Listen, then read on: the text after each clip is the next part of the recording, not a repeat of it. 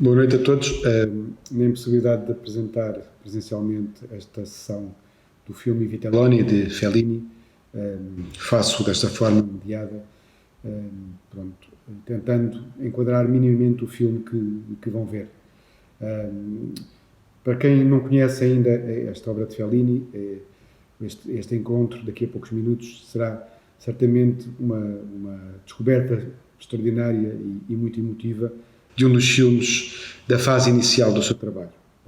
Tem sido apontado por muitas pessoas que o período inicial da carreira de Fellini como realizador se pautou por uma herança muito forte do movimento neorrealista.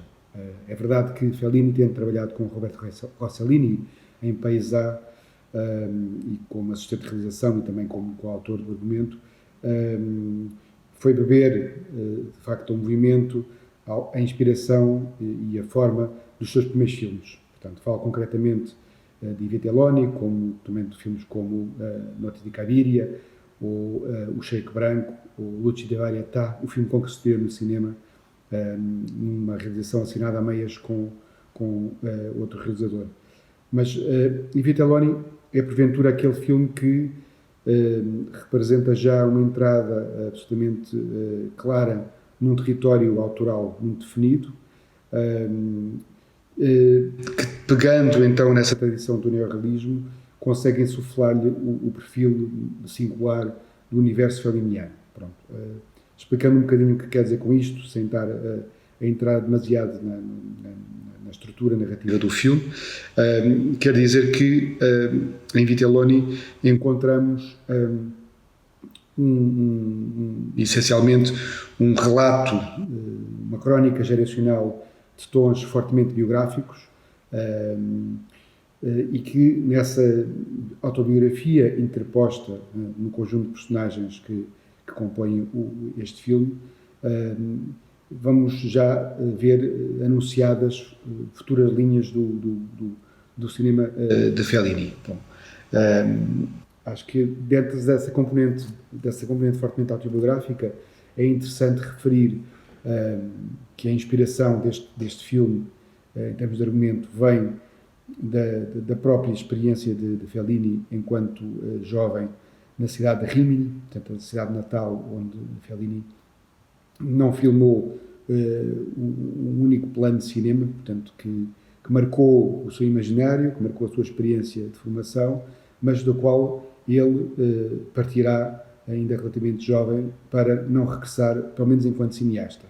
Há um corte simbólico com esse passado e, de certa maneira, Vitelloni é um filme sobre esse corte, sobre o momento em que o universo provinciano de uma cidade que no filme não é nomeada, mas que identificamos essencialmente como a continuação de uma cidade real chamada Rimini, onde Fellini nasceu e viveu durante os primeiros anos, encontramos então no filme uma espécie de ajuste de contas com essa fase da sua juventude. É curioso assinalar que o filme Vitelloni é responsável pela popularização da palavra, do termo, do conceito, digamos assim, do nome. Vitelloni quer dizer, essencialmente em português traduzido na letra, os bezerros, não é? Que na altura em Itália a popularidade do filme levou a que passasse a ser sinónima de um tipo de personagens masculinos já saídos, digamos assim, da adolescência, mas ainda não plenamente entrados na idade adulta, ainda agarrados à família, ociosos, desempregados, ainda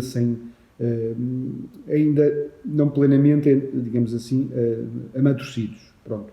E Vitelloni, e de facto o filme foi responsável por isso, tornou-se, a partir dos anos 50, um sinónimo desse tipo de personagens. Devo dizer que o título português, Os Inúteis, é um título um bocadinho pesado para aquilo que é, digamos assim, o étimo na sua componente original. Talvez o título brasileiro, Os Boas Vidas, faça mais justiça também à empatia que, mesmo num retrato relativamente ácido dessas personagens, a empatia, dizia eu, que não deixa de existir entre Fellini e os seus, digamos assim, alter egos.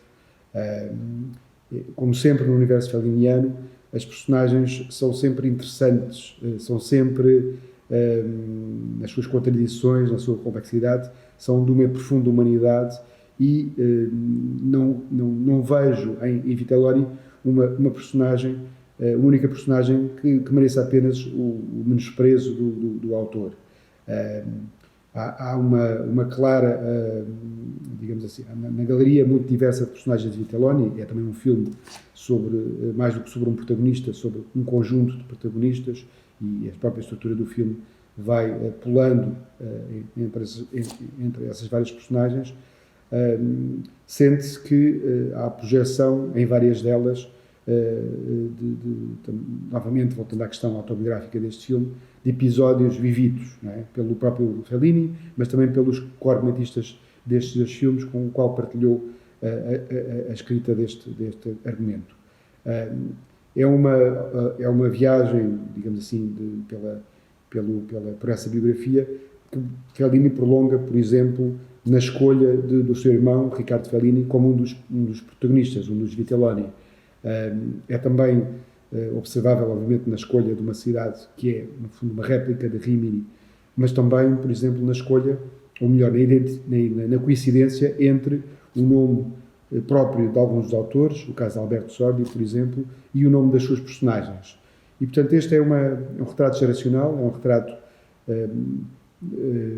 autobiográfico, como eu disse, através da vida deste conjunto de personagens. É um filme muito rico, é um filme que encerra enormes maravilhas, e sem querer revelar demasiado, não quero fazer aqui nenhum spoiler, queria chamar, antes do filme começar ainda, a vossa atenção para duas sequências de que gosto particularmente. A primeira delas é uma sequência relativamente longa, é uma sequência de uma festa de carnaval, portanto uma noite de carnaval, uma noite que se prolonga pela madrugada dentro e até à manhã do dia seguinte, e que é no filme uma espécie também de catarse individual e coletiva desta geração dos inúteis. É um momento em que a própria qualidade do cinema felliniano, como um cinema barroco, de conflito permanente entre personagens, falas, gestos, encontra uma das suas primeiras expressões. A capacidade de Fellini em filmar no meio do caos, em criar, a partir do caos, uma leitura dos acontecimentos e da psicologia dos personagens, é particularmente interessante nessa sequência.